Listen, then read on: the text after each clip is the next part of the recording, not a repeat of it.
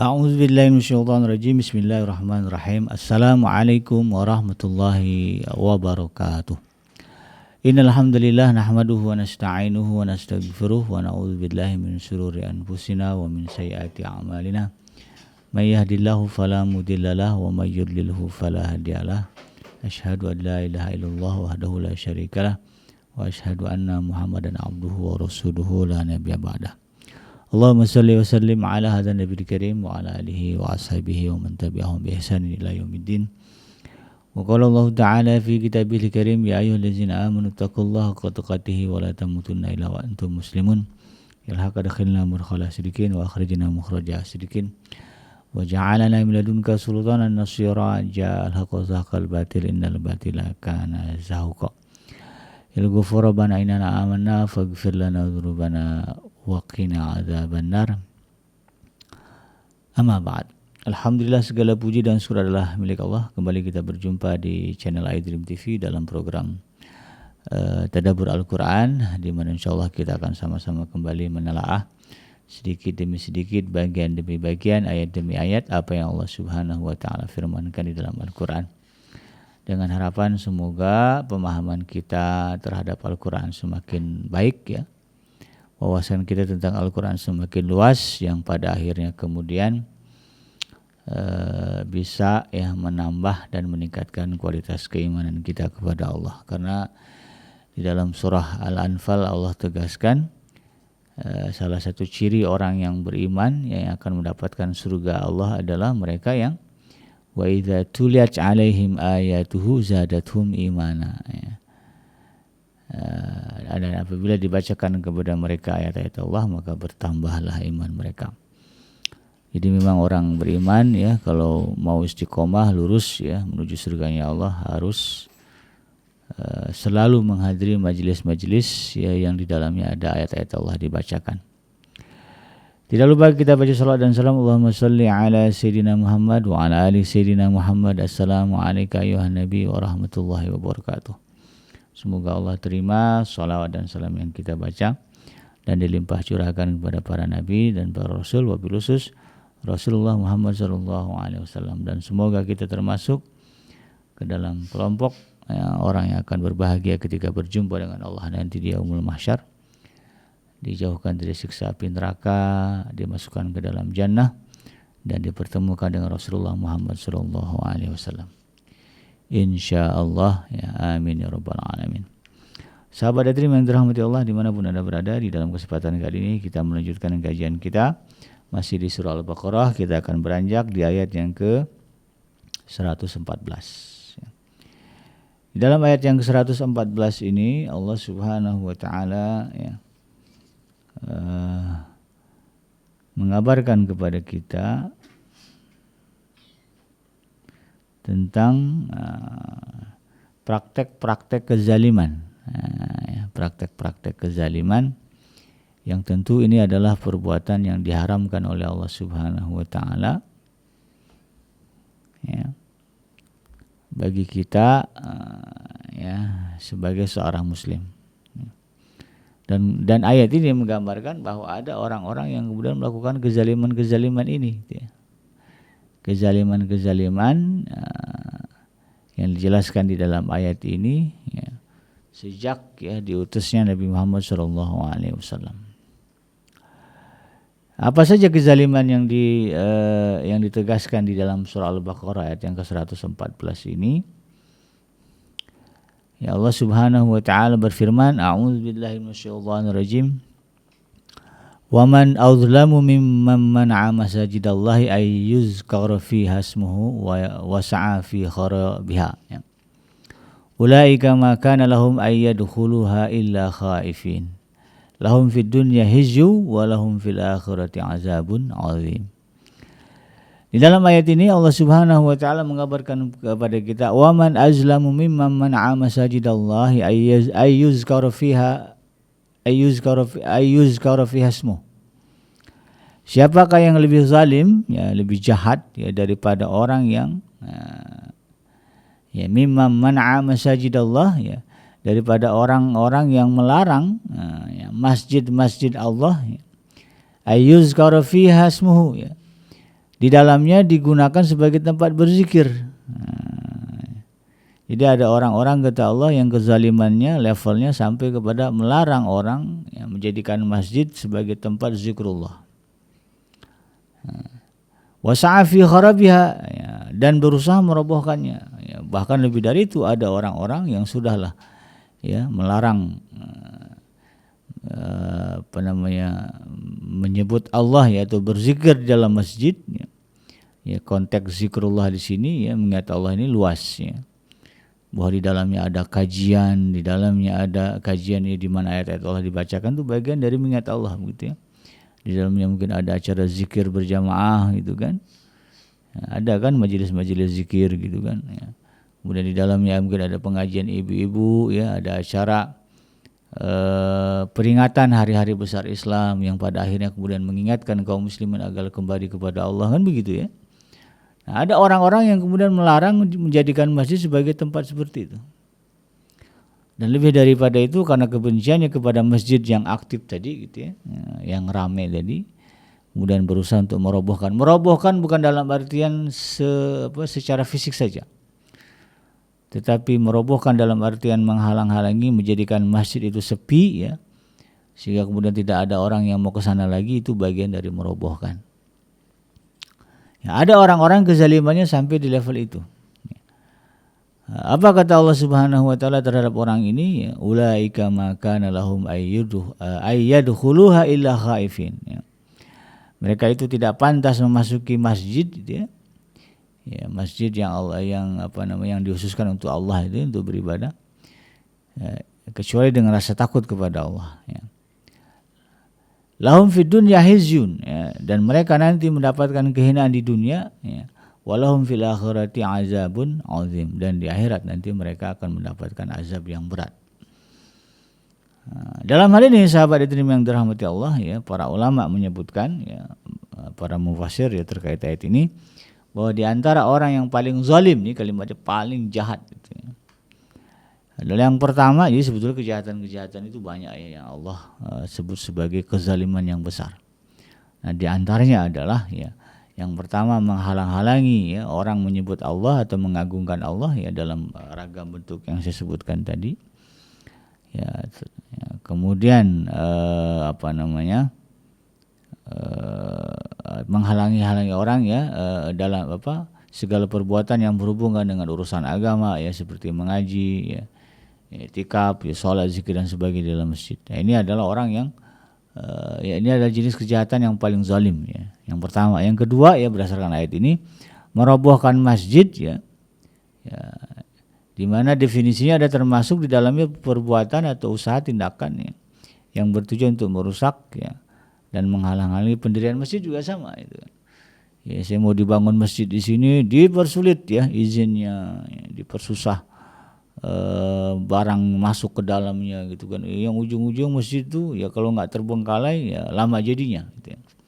Ada orang-orang yang seperti itu. Nah, kedua perbuatan ini kata para ulama merupakan perbuatan zalim karena mengakibatkan hilangnya syiar agama Allah. Para mufassir sependapat bahwa ayat ke-114 surah Al-Baqarah ini mengisyaratkan apa yang disebut dengan tindakan umum dan ada juga tindakan khusus. Tindakan umum yang dimaksud para ulama di sini ialah segala macam hal perbuatan yang berhubungan dengan menghalang-halangi manusia kaum muslimin untuk beribadah di dalam masjid dan juga perbuatan yang pada akhirnya merobohkan masjid sebagai tempat ibadah. Adapun tindakan khusus adalah bahwa ayat ini sahabat menurut para mufassir diturunkan untuk menjelaskan atau mengisyaratkan bahwa telah terjadi satu peristiwa dalam sejarah yang sifatnya sama dengan sifat-sifat tindakan atau perbuatan yang disebutkan di dalam ayat ini.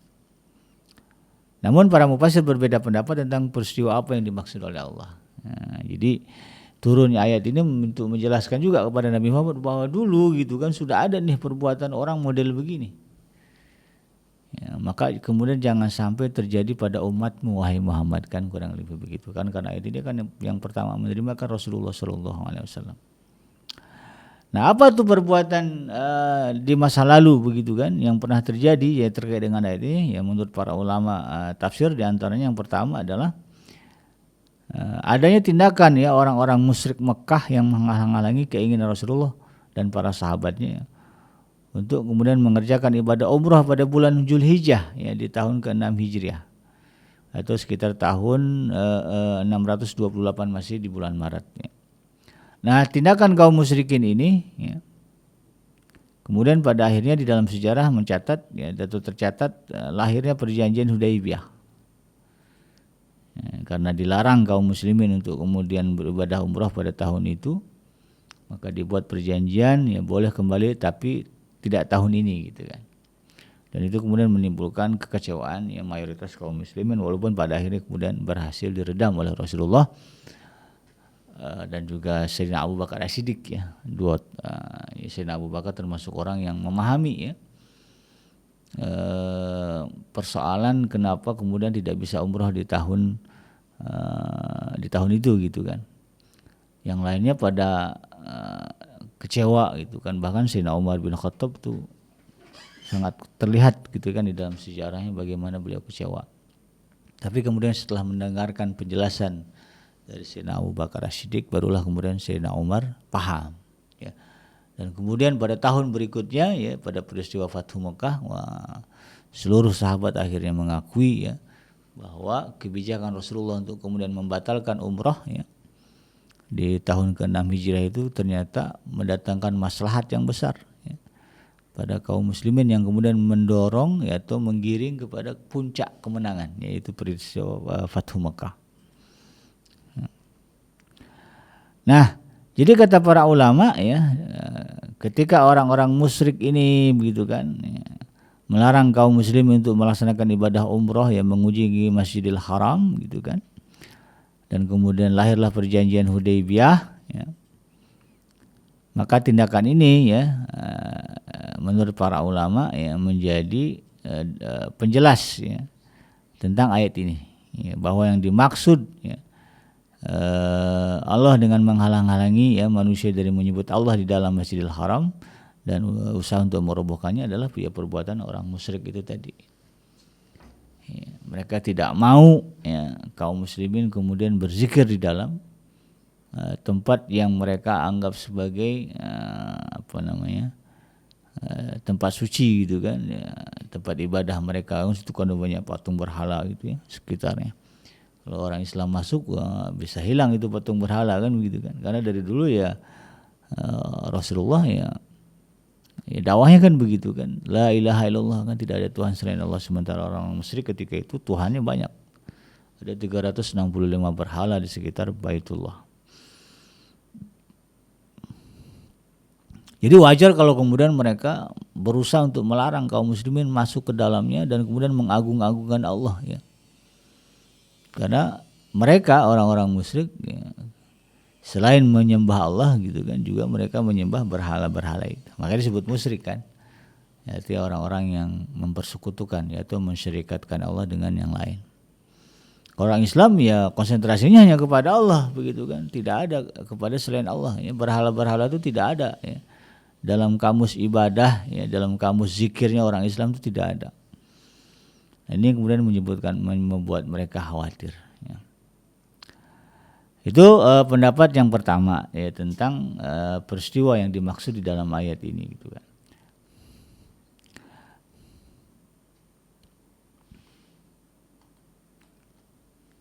Nah, terkait dengan pendapat yang pertama ini ya, yang menjelaskan itu bagaimana orang-orang musyrik gitu kan,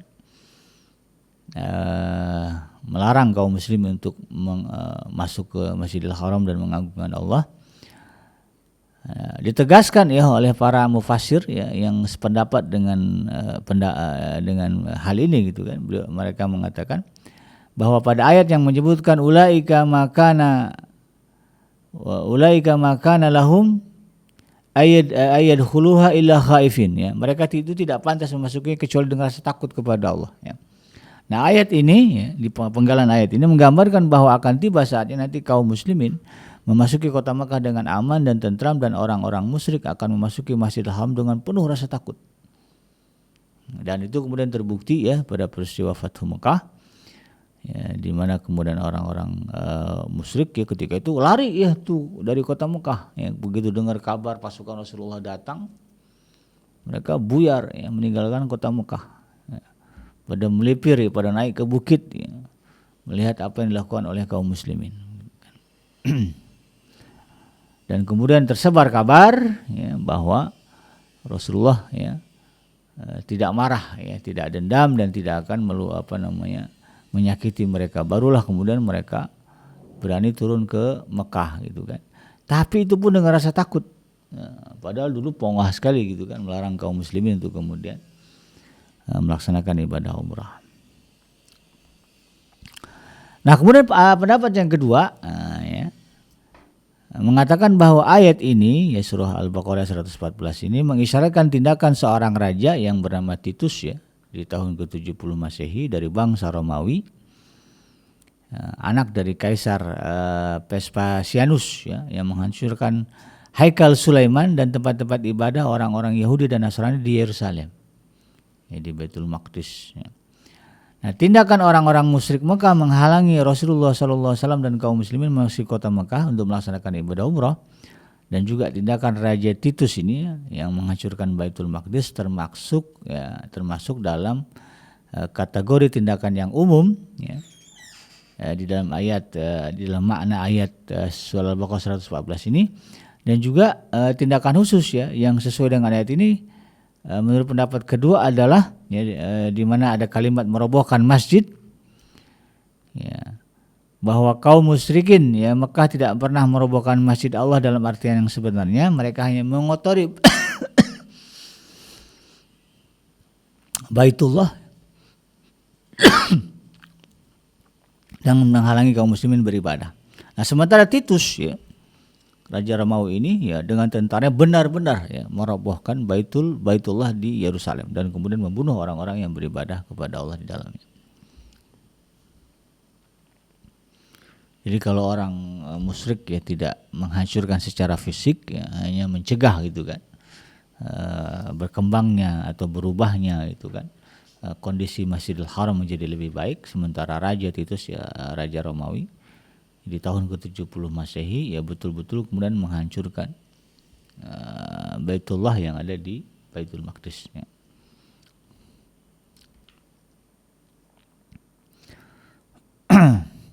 Dan pada akhir ayat ya Allah Subhanahu wa taala mengancam orang-orang yang melakukan tindakan ya tadi ya menghalang-halangi orang mengingat Allah ya, berzikir di dalam masjid ya, memakmurkan masjid, bahkan berusaha untuk kemudian membuat masjid menjadi sepi ya. Ada ya fenomena masjid ditinggalkan jamaah. Akhirnya nggak ada yang ngurus ya. Nggak ada yang ngurus.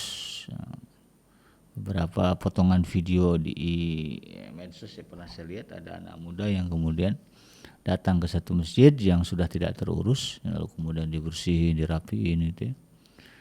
Digelar lagi karpetnya, dicoba untuk membangunkan atau memakmurkan kembali masjid yang ditinggalkan. Di Indonesia ada fenomena begitu. Bisa jadi dulunya adalah tempat ibadah sekelompok orang yang dianggap sesat. Nah, itu bisa jadi kan. Kan di Indonesia juga ada kan kelompok-kelompok yang divonis oleh Majelis Ulama Indonesia sebagai kelompok aliran sesat kan. Nah, kalau udah dibubarkan ya oleh masa gitu kan ya, biasanya tempat ibadahnya terbengkalai gitu. Kalau Indonesia ini bicara pembangunan masjid masif ya, banyak saudara-saudara kita ya kaum muslimin di daerah ya di pelosok-pelosok yang berusaha untuk bisa membangun masjid di tempat mereka itu kan. Kalau di Sumatera Barat dulu sempat saya mondok ya, itu boleh dikatakan masjid itu banyak banget ya sampai berdekatan. Ada yang jaraknya cuma 500 meter gitu, ada yang jaraknya cuma bahkan ada yang jaraknya nggak sampai 100-200 meter tuh ada masjid lagi, ada musola lagi. Ya, banyak itu. Nah, orang-orang yang itu tadi ya model hatinya itu tadi tidak suka dengan kemakmuran masjid, ya bahkan berusaha untuk kemudian memadamkan syiar-syiar yang ada di masjid, gitu kan. Membuat masjid menjadi sunyi gitu kan, ya sepi daripada pengajian, ya sepi dari kegiatan berjamaah, nggak ada peringatan hari besar begitu kan. Ya, nggak ada sholat 5 waktu gitu kan, kalaupun ada 5 waktu ya yang isi ya yang ada cuma imam 1 orang, makmum 1 orang, itu pun makmumnya Bilal gitu ya, atau orang yang azan. Nah, di ayat ini ya, di ayat ini Allah Subhanahu wa taala mengancam ya, tindakan-tindakan orang-orang yang model begitu ya, dengan kalimat ya mereka akan mendapatkan kehinaan di dunia dan azab yang pedih ketika di akhirat. Nah, kehinaan di dunia menurut para ulama ya bisa jadi berupa yang mungkin malapetaka ya, kehancuran, ya, bencana alam dan sebagainya, yang pada akhirnya kemudian membuat mereka menjadi terhina itu kan, baik secara langsung maupun tidak langsung. Ya, ada juga ya, ancaman yang kedua adalah azab di akhirat ya, di mana nanti mereka akan ya kalau di dalam bicara azab di akhirat ya tentu ya jelas ya, itu nerakanya Allah Subhanahu wa taala. Tapi seperti apa di nerakanya Allah ya wallahu alam ya. Itu kembali kepada Allah yang punya neraka kan begitu. Nah, karena itu kemudian Allah Subhanahu wa taala melarang ya manusia melakukan segala macam tindakan yang berhubungan dengan menghalang-halangi manusia ya, untuk berdoa, salat, itikaf ya, mempelajari agama, beribadah ya. Ya, kemudian menegakkan syiar-syiar agama Allah di dalam masjid-masjid.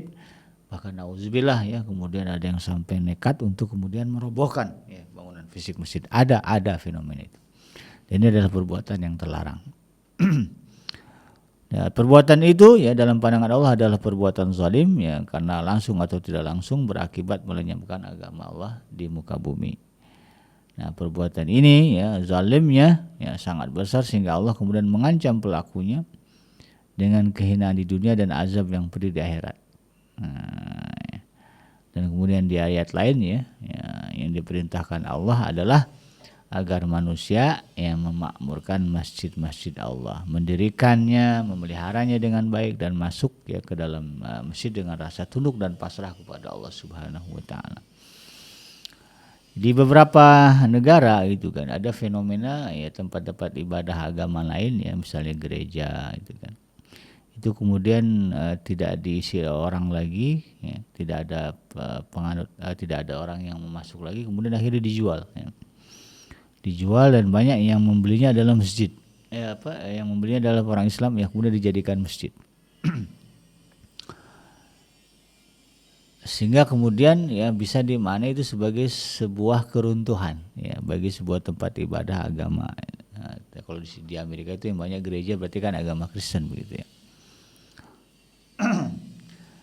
Nah, fenomena ini bisa saja terjadi pada wilayah-wilayah kaum muslimin gitu kan. Seandainya masjid kemudian tidak dimakmurkan, maka sebetulnya tindakan tidak memakmurkan masjid yaitu bagian dari upaya kita merobohkan masjid Allah, tapi step by step, perlahan demi perlahan, yang pada akhirnya kemudian masjid akan tidak akan ada yang mengurus, dan pada akhirnya bisa jadi kemudian berubah fungsi itu.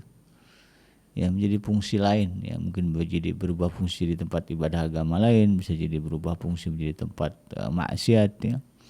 Bisa saja itu terjadi. Kalau kaum muslimin kemudian tidak menyadari hal ini.